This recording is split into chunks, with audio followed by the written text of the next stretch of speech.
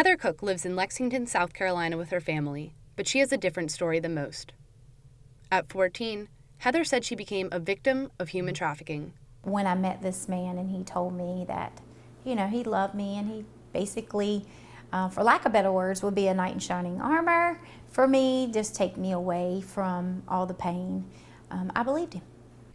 She was a runaway, like many of the children involved in human trafficking, and believed that it was her choice. Imagine if you've done this from the age of 14 to 18. It's kind of like you don't know how to live without it. In 2017, there were 43 children involved in human trafficking in South Carolina, and the way the law is now, they can be charged for criminal offenses they commit under their abuser's guidance, including prostitution. For so long, I lived with this stigma like I did it. It was my fault. I made these decisions. I made these choices. No 14-year-old decides that she wants to be sexually exploited for the rest of her life.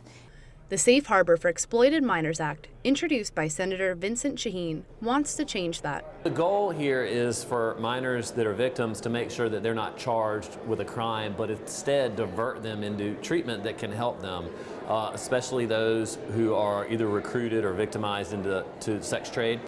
Heather believes that the bill will help children heal by realizing that they're victims, not criminals. When you are identified as a certain way, that's kind of how you live, and the real freedom is when you take that label off. It's not in our face, but right under our nose, all across South Carolina, in neighborhoods like this one, where Heather said she once worked, only a mile from USC's campus. Nina Malden, the sergeant in victim services at Richland County Sheriff's Department, says that runaway children ages 14 and 15 are most vulnerable. When we started working these cases several years ago, I remember thinking, this is not happening in Richland County, this is happening in the big cities, but I was surprised at how prevalent it is. The bill is currently sitting in a Senate committee, but Heather hopes that if it passes, it will help victims like her heal. For Carolina News, I'm Brooke Rakowski.